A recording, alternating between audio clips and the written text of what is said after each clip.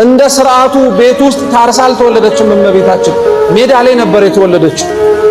ሊቃውንት ለዛ ነው እመቤታችን ሜዳ ላይ መወለዷ ትንቢት ብቻ እንዲፈጸም አይደለም አሉ። እመቤታችን ሜዳ ላይ መወለዷ ድሮውኑ የዓለም ስላልነበረችም፣ ድሮውኑ የዓለም አልነበረችም።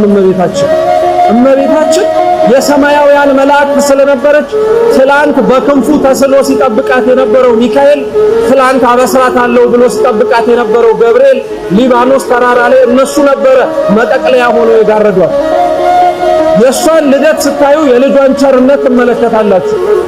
እናቱ ስትወለድ በመላእክት ክንፍ አስጠልሏታል። እሱ ሲወለድ ግን በጨርቅ ነበር የተጠቀለለው። እናቱ ስትወለድ ቅዱሳን መላእክት ወርደው ምድሪቷን በሙሉ አጥለቅልቀው ነበረ። እሱ በሚወለድበት ጊዜ ላይ ያጥለቀለቁትን ቅዱሳን መላእክት ግን አብረውት ራሱ እንዲዘልቁ አልፈቀደላቸው። ሰውን የማዳን ተልእኮ ስለነበረው አምላካችን አመስግነው እንዲመለሱ ያደረጋቸው። እመቤታችን ዓለም ላይ ተወለደች።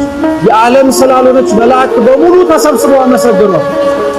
ይሄ ልደት ኋላ ላይ ተመልሰን ብንመለከተው ይሄንን ልደት ወደ ኋላ ተመልሰን ብናየው ኖሮ እመቤታችን ዛሬ ተወለደች ብለን እንደምንደሰተው እናዝንላት ነበር።